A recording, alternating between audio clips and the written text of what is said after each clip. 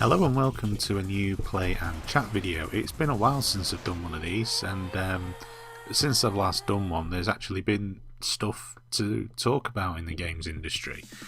So where to begin? Well, I'll begin with this, talking about Ridge Racer 64 briefly before I start. This is a really good game. I actually like this quite a lot. Ridge Racer tended to be associated more with the PlayStation. It was a launch title on the Sony PlayStation when it came out, and it was mightily impressive. But this is a really good version of the game as well, in my opinion. I like Ridge Racer. It's a straightforward arcade racing game.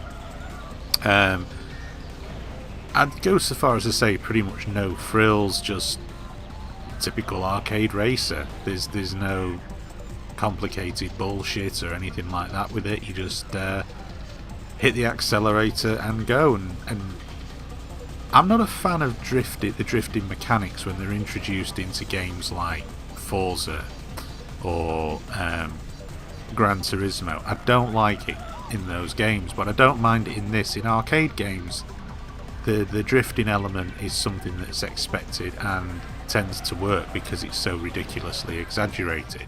But when they try to put it into a game that tries to be more realistic, to me it just takes you out of the game, and I'm not a fan of it at all.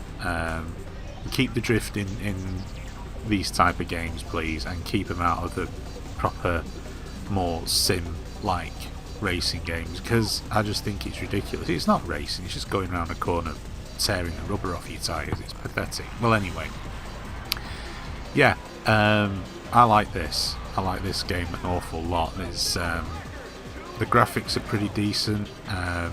It's Ridge Racer, and yeah, there's not really a whole lot else to say about it. It's well worth checking out. If you've got an N64, you should be able to hunt down a copy of this on eBay for a reasonable price, and yeah, check it out.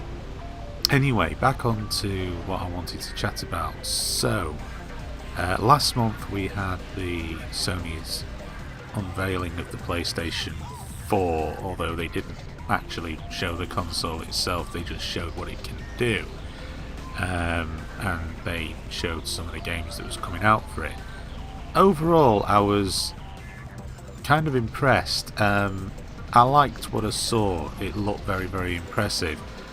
I always have a slight reservation when it comes to Sony in press conferences, though, because the ones for the PlayStation 2 and PlayStation 3 showcase stuff what they call target renders, which didn't really come into reality at all. I mean, ironically enough, they showed footage from Killzone 2 prior to the launch of the PlayStation 3 that just looked out of this world. Now, credit to the developers, when the game did actually come out, the sequence that was showcased at E3 that was actually in the game, in a manner of speaking, and it wasn't a million miles away from what they showed, but it was clear that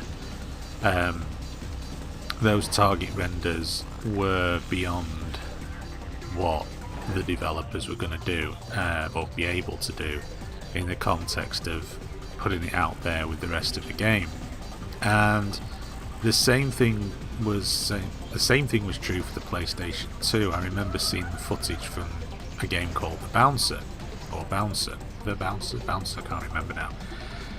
And that absolutely blew everybody's socks off. It was like, can this be real? I mean, it was out of this world, and as it just transpired, they were pre-renders. That wasn't actually in-game footage. When the in-game footage actually came out, when the game came out, it looked very, very little like what we saw. So I always have a bit of reluctance to merely accept everything that I see at these unveilings, because at the end of the day they want to sell a product, so they want to show you all the best bits, and they want to try and show you what things could and should look like. However, I have seen the Killzone demo that they showed there was actually playable and was played on an American show. I think the guy's Jimmy Kimmel, and he actually took over the game and played it. So, and you could tell it was him really controlling the game because he was bloody awful. Which was kind of ironic because it came on the back of him saying to everyone, "Oh yeah, I'm a gamer." Well, it certainly didn't look like that when he picked up the joypad. It looked like he'd never held a joypad in his hand in his life. It was awful. So I kind of have a bit of hope that Sony seem to be wanting to do the right thing this time. There's no doubt that the PlayStation 3, as good a console as it is, was ballsed up at launch by being too expensive and probably too ambitious. I mean,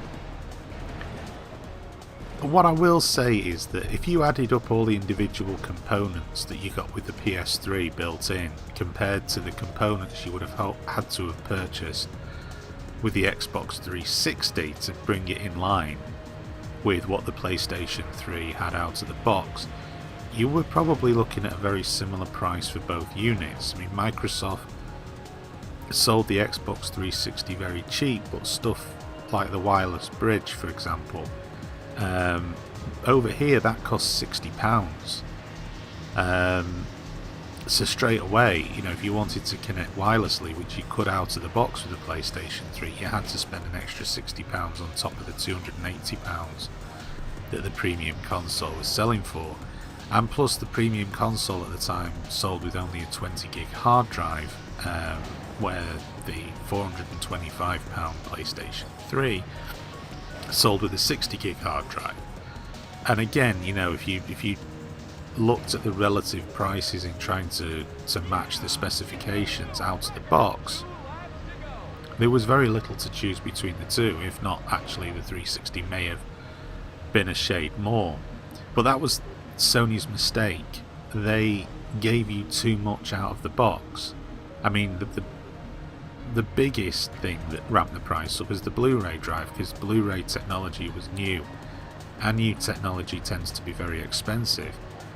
And standalone Blu-ray players, actually quite a lot of them, back in 2006, 2007 when the PS3 launched, was more expensive than the PS3. There were a hell of a lot of them, and the Blu-ray player you got inside the PS3 was a good player. It wasn't a cheap and nasty crapola effort. So if anything, I think Sony's problem with the PS3 was they were just trying to be too ambitious, and it was too expensive. It was a bugger to develop for, so a lot of the ports that came over to the PS3 certainly didn't seem to be too clever compared to the 360. But yeah, I mean, there's some things about the PS3 I'm wary of. Again, the Sony went from making a pretty definitive statement on second-hand games to being a lot more ambiguous, which I'm disappointed about, because if I can't sell on my games or trade them in, the PS4 is going to be dead in the water for me. I'm simply not going to be able to game in the way that I have been gaming since I started. I mean, I cannot afford to just buy game after game and not be able to get rid of the ones that I've finished with at the other end. And I can imagine that's going to be the case for a lot of people. I mean, a lot of people, even those that probably only play Call of Duty and FIFA, they trade in their old ones to buy the new ones. So it's going to have an effect, and I just don't think it makes any sense whatsoever. You're killing a key part of the industry that is necessary, and people will just be a lot more discerning on what they buy. And when you're more discerning, you're not spending as much money, and so the gaming industry is going to suffer. It's just a very, very simple it's just a very, very simple notion, and that's it. So I'll wait and see before I pass any further comment. I'm impressed by some of the things that I've seen, and some of the other stuff not that bothered with. The last thing I want to talk about, there's only really two things, is EA. EA just don't seem to have a PR department that functions as a PR department should. They are just leaping from one catastrophe to another in terms of their public relations. First of all, they introduced the microtransactions into Dead Space 3 that didn't prove particularly popular with people. And then one of their execs came out and said, yes, we're going to introduce microtransactions into all of our future releases, to which most people were like, well, you can go and sod off then. They then release Real Racing 3, that then highlighted as a perfect case in point of why microtransactions are a bad idea when they're handled incorrectly, and you can guarantee EA would handle them incorrectly, which they did, and it completely crippled and ruined that game. Then EA make a backtracking statement saying, oh no, the microtransactions will only be in all of the mobile devices and blah blah blah. Which, yeah, okay, but it still really doesn't bid well for people who play on mobile devices and so on and so forth, that their releases are going to be littered with game crippling crap like microtransactions. You then have on the flip side of that, they then release SimCity 5, is it, whatever it is now, with the always online DRM, which Ubisoft last year dropped because they said it doesn't work, it doesn't discourage piratism, in fact it encourages it. EA clearly are, again, living in this weird bubble and completely out of touch with the outside world. Pop it in SimCity 5, which pissed people off, and then typical EA, as with all of the release of their new games, their servers don't work, so people couldn't even play any element at all of SimCity. People that had spent 30-40 quid on the game couldn't play it. Nice one.